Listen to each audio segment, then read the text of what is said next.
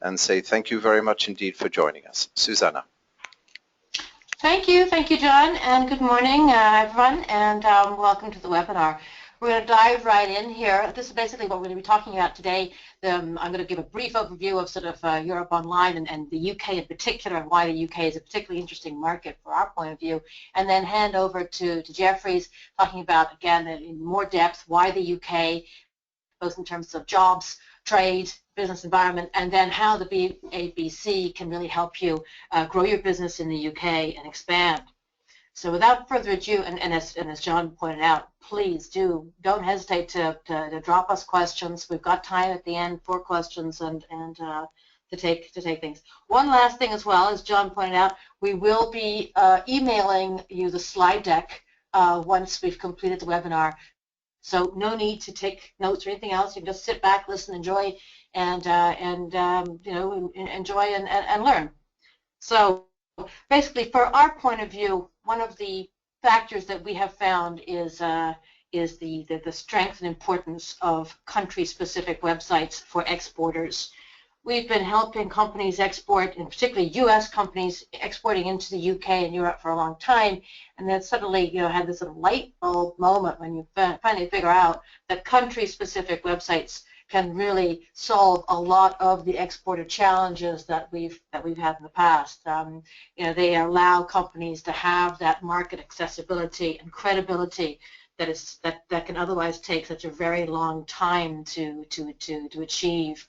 So it's a way of obviously organizing your distributors and your marketing, but also giving you a local, credible footprint.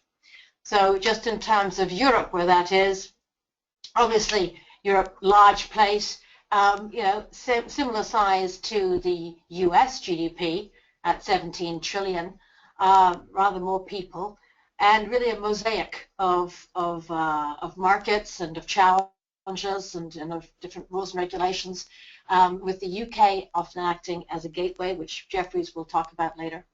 If you had to have priorities, we would definitely say, stick to the big markets, and the UK in particular is a great gateway. The three large markets themselves, 50% of Europe's GDP. And with that, those spheres of influence, you really cover an awful large space. So the UK in particular, I think what's interesting from our point of view is that it is such an early adopter of technology and of new things, new services, new goods. So it's a great market for exporters. It's also... Susanna, could I jump in for a second, please, there? Sure. Susanna, we have a first poll. Now, we would love to ask you here. I'm going to launch a poll, so you'll be able to see it on your screen. And please do give us your replies. We'd love to learn all about, are you already doing business in the UK? Now, please, could you select one of these? Yes, no, planning to.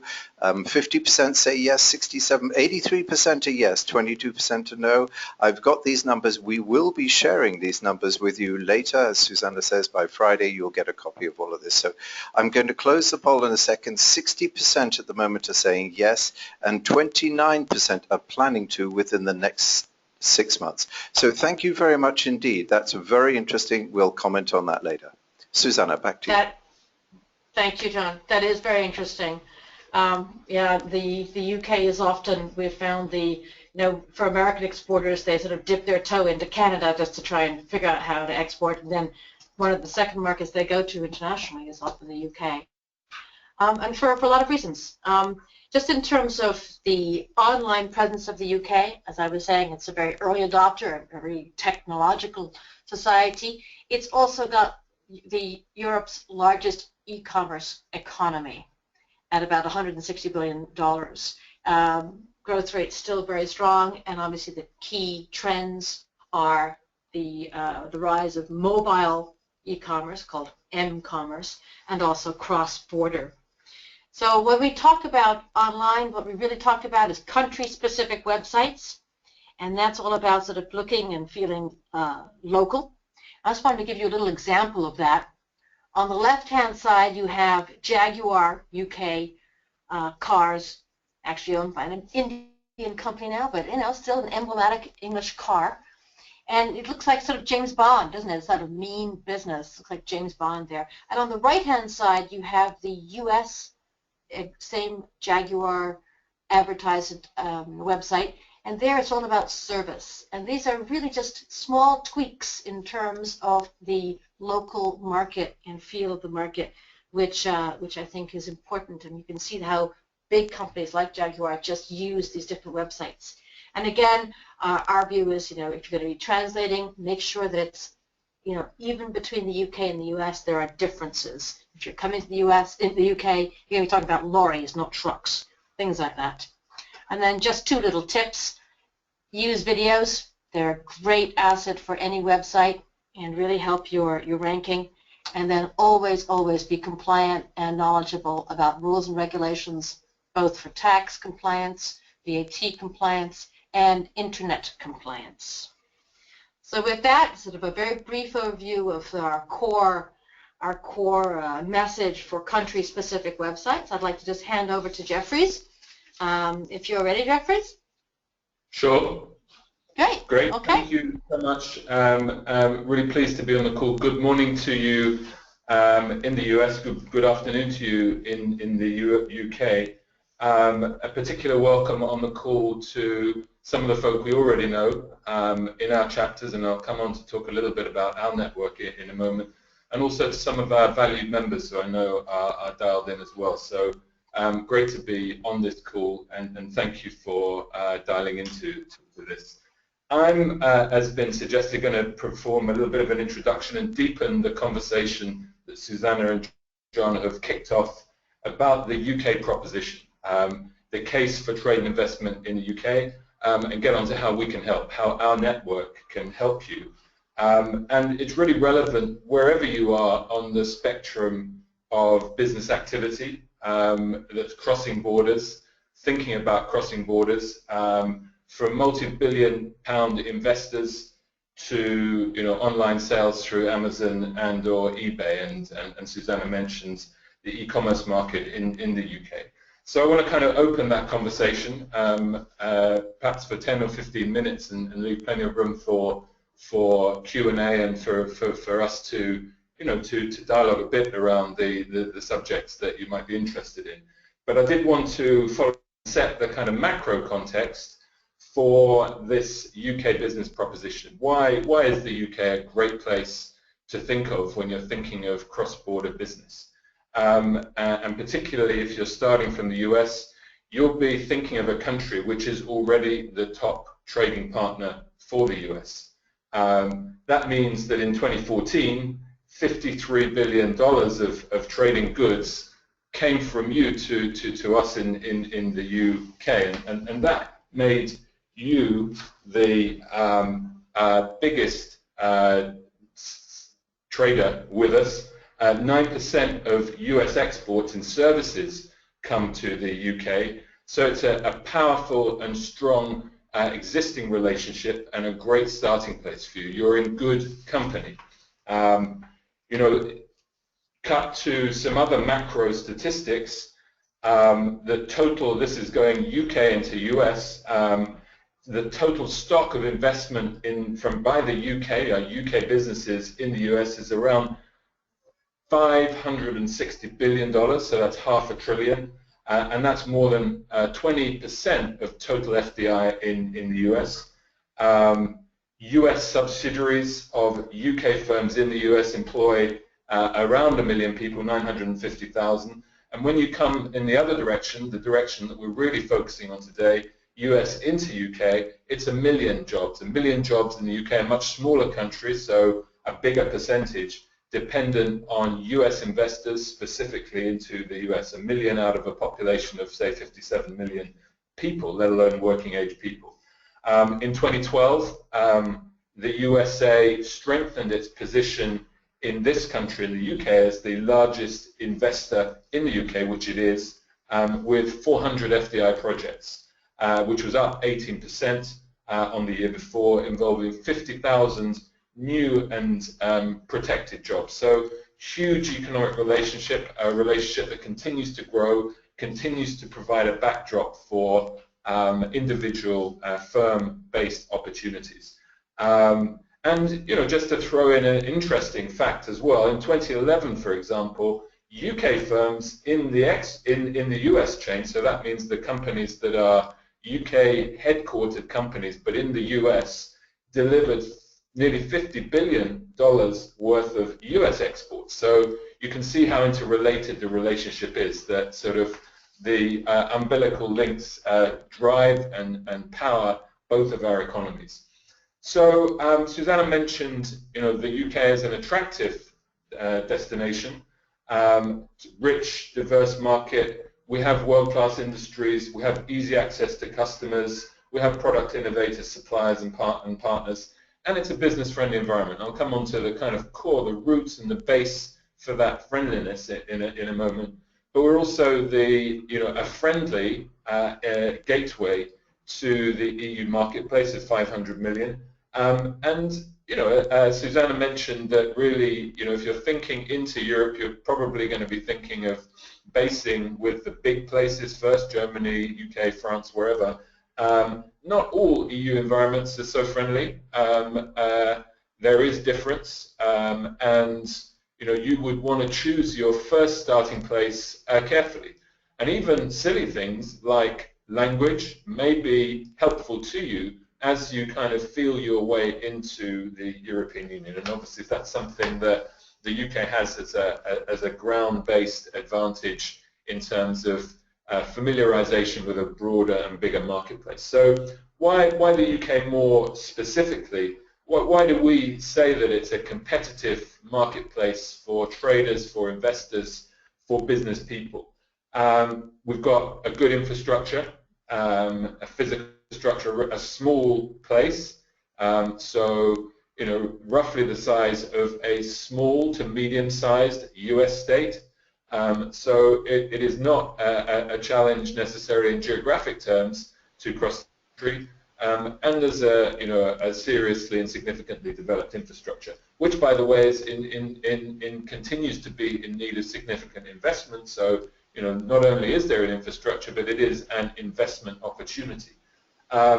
Skills and education, OECD performance average, but with some deep clusters of applied excellence, particularly around the university system, which is premier division, perhaps as good as the US system, with 5 or 6 out of the top 20 universities in the world. So the higher you get into education, the more the cluster becomes a source for our competitive advantage as it plays through into business and the application of, say, science into business and innovation. Mobility across borders. We have a single market in the European Union, and that means that you can source labour into the UK across borders, and that migration path is guaranteed. It is obviously challenged by the migration challenge that we face generally, but the rule base is very clear that we have a single market which includes the mobility of labour. So you can source labour across the market into the UK. Corporate taxation rates are competitive. The headline corporate tax rate is 20%. That is the lowest in the G7, and there is a commitment from the present government, which had been, I believe, signed up to by the opposition in the last administration. Perhaps they won't stick to it, to keep it at the lowest level in G7, so to match the lowest rate running at 20%. VAT rates, that's kind of equivalent to a sales tax for goods and services, run from 20%. They include online sales, so if you're offshore and trading in online, you're obviously subject to VAT, and there's a whole world of complexity around both enforcement and place of taxation when it comes to e-commerce. But the starting place is that obviously that is VATable, subject to sales tax. There are some reduced rates available on some goods and services, a 5% rate available for things like children's car seats and home energy, so things that have a social priority, and a zero rate are also available for other goods and services that, again, follow that kind of social priority. So, finally on the tax system, no requirements to deduct any withholding tax on dividends, and so dividends can be paid gross, again, notwithstanding tax liabilities, but regardless of the terms of, double taxation treaties. So, those are the bones of the business case, and so that really is available as a background to, whether you're a multi-billion-dollar investor or thinking of a product, a digital product that will never physically, pass through customs. So a little bit about, Jeffries. Yeah. Jeffries, I'm sorry to interrupt. Could I just interrupt? This is a great slide, and we have a little poll that we'd love to get across while people are thinking on the competitive marketplace. So please, 2 seconds. I'd like to launch the second poll. Yeah. There you go.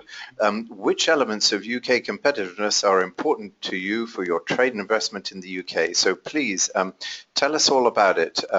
Come and let us know. Is it the skilled workforce infrastructure, the mobility that Jeffries was talking about, or the corporate tax rates?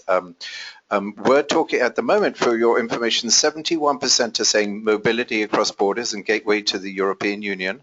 38%, 41% are now saying it's all about infrastructure, and 29% are tax rates. I'm going to close this poll in a few seconds' time, but we thank you very much indeed. And of course, as I said, we will be sharing that information with you later. So there we go. I'm closing that poll out. Jeffries, thank you so much.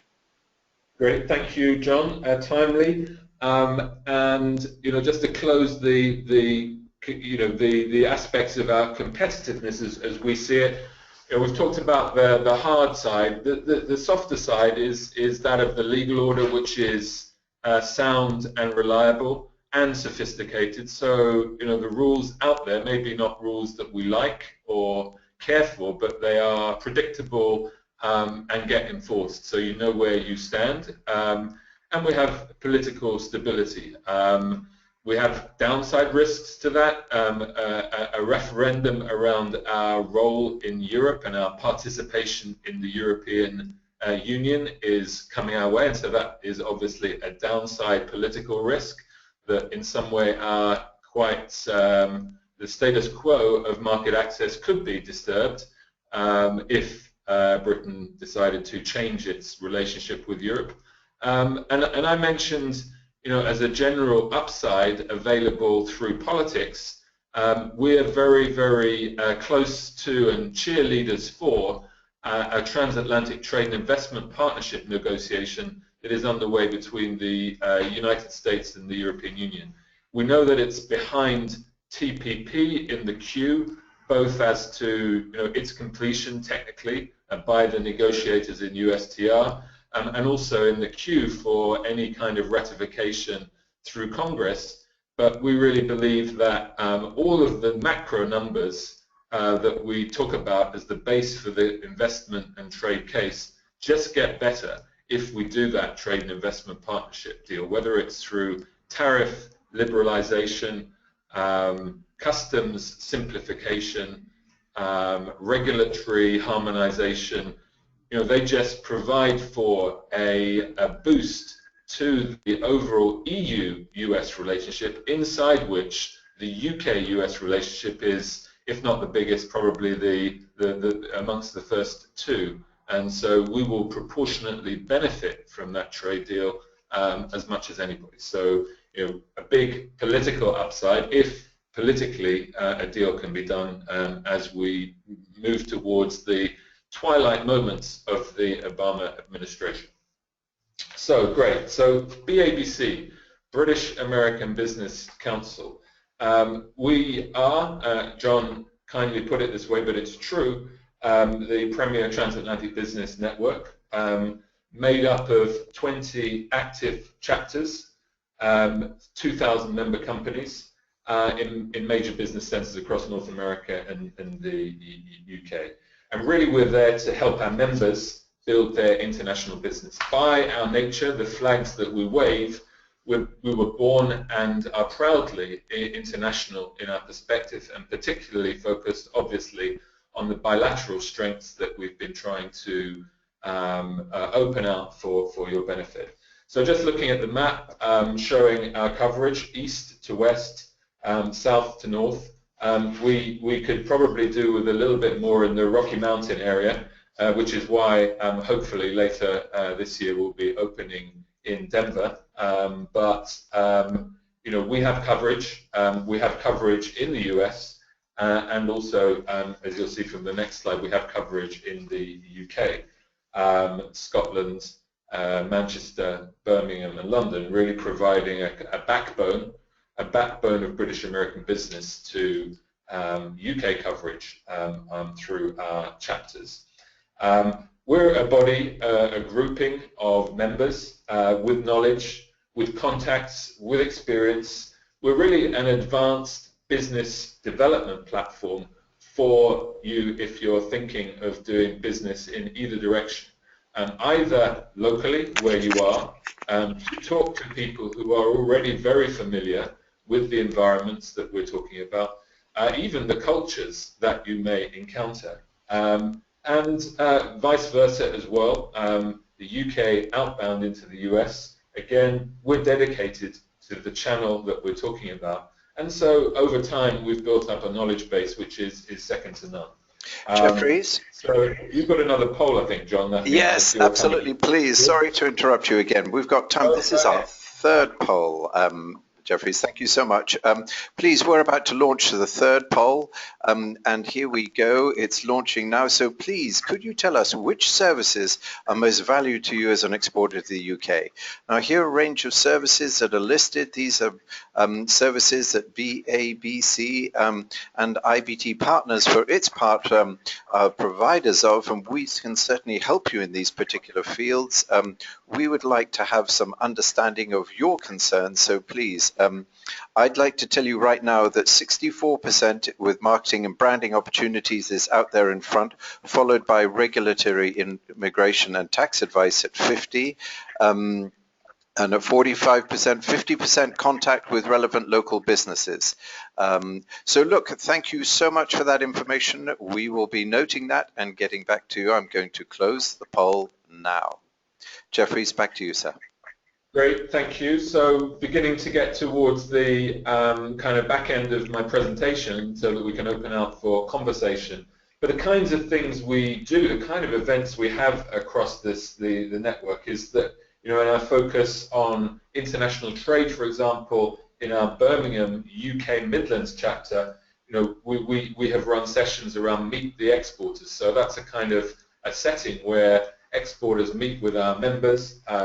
You know, out of Houston, we've focused on, you know, how to do businesses with the UK and brought in, you know, some of the actors in that capacity, if you want, who are the known experts from, you know, Select USA and the US Commercial Service through to UK Trade and Investments, who play obviously a key role on the UK side in trying to encourage economic and business ties and specific projects across borders, the UK-US border. So very familiar with that, and also, you know, not to lose sight of that policy and the politics of this. We're always very interested and keen to put before our members the people who make those things change.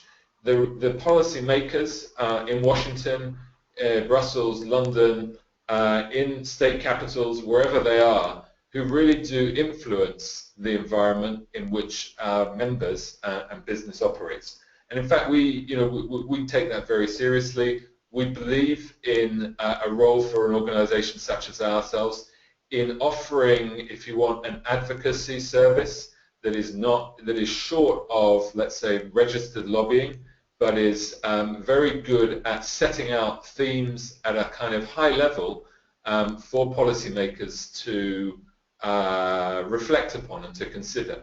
You know, and we're very keen to propose and advocate arguments really that fit into a logic of, what is good for a transatlantic marketplace? What is good for a transatlantic marketplace that brings together UK businesses, US businesses, European businesses? And what are the kinds of things that we ought to focus on to make sure that the rules are aligned, compatible, and complementary? And so we spend a lot of time talking to the policymakers, as I say, and hopefully helping them focus on, if you want, the background, the policy background that is also an underpinning to the innovation and entrepreneurial activity that comes from us, the business community, and really fires up the economic relationship which they rely on to create jobs and growth. So, what else do? We build communications specifically around this area of trade and investment, and also policy.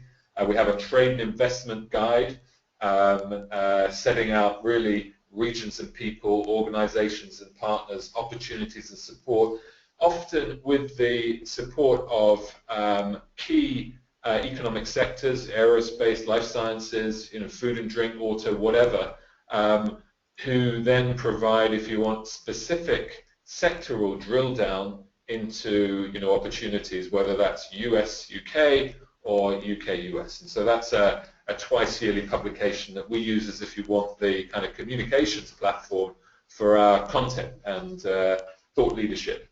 So, perhaps with that, John, Susanna, I'll wrap up on this part of the conversation, having hopefully set a bit of macro context and then talked into the BABC and the role of our great chapters across our geography in being really the reference point for those of you who are thinking into developing and building your businesses across these borders. So with that, John, thank you very much. Thank you, Jeffries, very much. I'm just going to conclude as well before we get on to our questions from our point of view, from the IBT point of view. And I just wanted to say, we've talked a lot about how the UK is a great place to act as a springboard into other exporting markets like Europe. It's a great market in and of itself as well. And a lot of American companies that we have helped in the past look at the UK and say, hey, they speak English. This is a good thing. And I just really wanted to leave you with a little message, and I'm sure that most of you know this, but just to emphasize, not all Googles are created equal. In other words, the Google UK is different from the Google USA. It is. So that any search engine optimization, for example, that you have done in the USA is not necessarily correct for the UK market. And I gave you the example earlier of a difference just in language between a truck and a lorry, but there's endless numbers of changes and differences that Google makes even between the USA and the UK. So you can look at the UK and say, that must be the aircraft carrier that I want to jump on in terms of export, because they speak the same language, but there are differences, and you have to be aware of them. Just two other little things I would add, which is that social media is very prevalent in the UK. It's used differently than in the US. You'll find people are very active on certain types of platforms, perhaps a bit differently than they are in the US, perhaps different also East Coast to West Coast US. And finally, just a little detail as well, Google is very dominant across Europe. It has about a 96% market share in the UK. It has about a 66% market share in the US. So Google is really the key to have on your side if you're looking at search engine optimization in the UK. So finally, just to wrap up from our point of view, unless John have a poll. Susanna, thank you so much.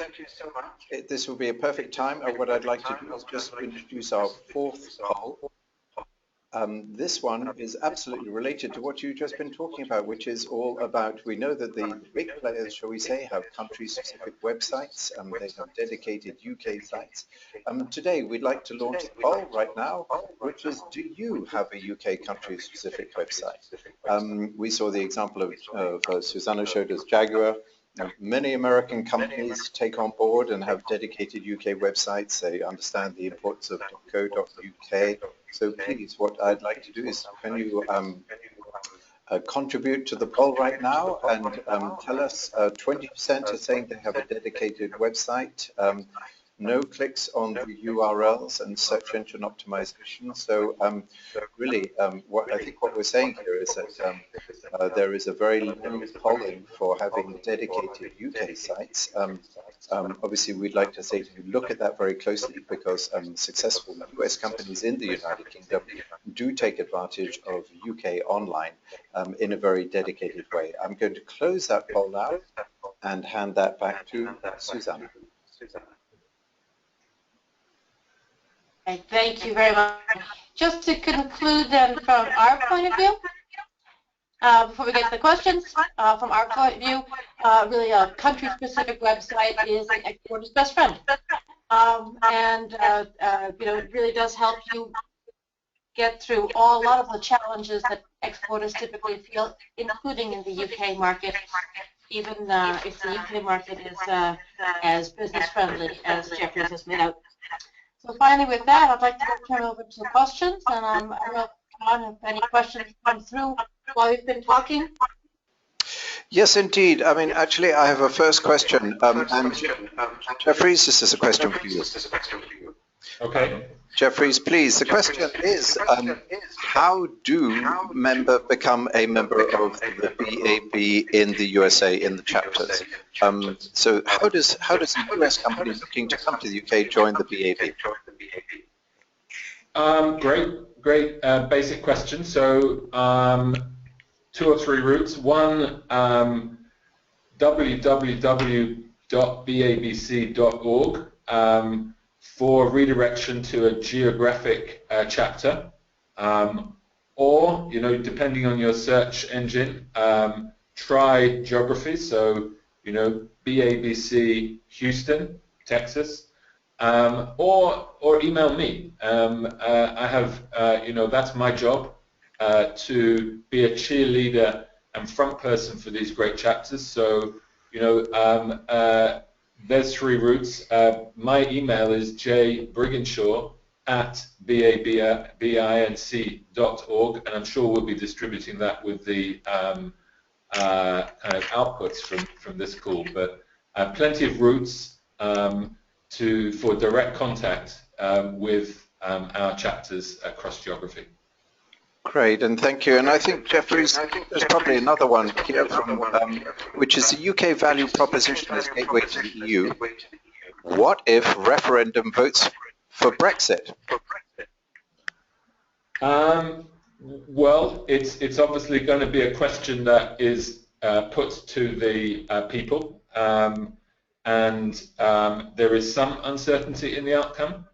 I think I've got to believe that with most, if not all, of the institutional forces in society, business, politics, roughly arguing in favor of status quo, perhaps with some strong media campaigning against. In the end, it will come out okay, and we will end up with some form of status quo. But in the meantime, we're going to have to do some work to make sure that the evidence that lies behind the case for status quo is understood. And we need to, each of us, do work that is appropriate for our standing in life, if you want. So that means that we have to provide evidence really that relates to where we have credibility. And so for an organization such as ourselves, we don't have credibility on what China thinks about Britain and Europe. We don't have credibility about what a Chinese business is thinking about it. We do have lots of US investor members, and so we're talking to them about what they think, and in one way or another, we hope to be able to communicate their, you know, concerns and worries and uncertainty, and their wishes for, maintenance of status quo, in particular market access to the European Union, and in particular, let's say, status quo on trade identity. And really, that's an uncertainty. And I think that when you really net that through, it's obviously true that any political identity you have leaves you free then to talk to trading partners about the basis for that arrangement. So if we left the European Union, we'd talk to the European countries about access for goods and services, and eventually that would happen, as it would with the US inside or outside of the European Union. But net, is that going to be better? Is that time well spent? Probably not. So net, the risk is of a diminution of our trading identity and an additional layer of complexity for investors and traders.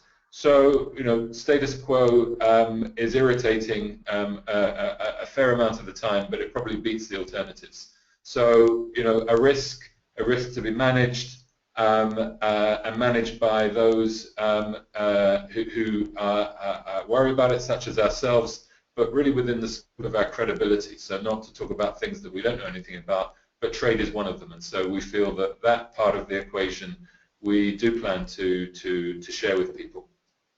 Jeffries, thank you so much. We have about 20 questions here, so it's too many questions to unfortunately respond to now. But what we will be doing, of course, is coming back to you following this webinar, coming and responding to all of your questions. Perhaps there's a question here for Susanna. Susanna, how is IBT different than just using my local web developer? Do you have a quick answer to that before we close out? Sure.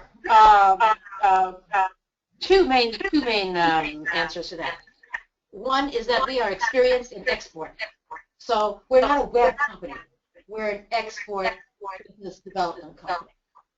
And the way that we help exporters reach international markets in the UK is via online. But we come at it saying, how does that website drive your business? So we're very pragmatic in that sense. And we have this deep understanding of export markets. The second point is that your web development is probably not in Europe. So does your web developer know enough about the UK market or international markets, or is he sitting in a small, in his local market?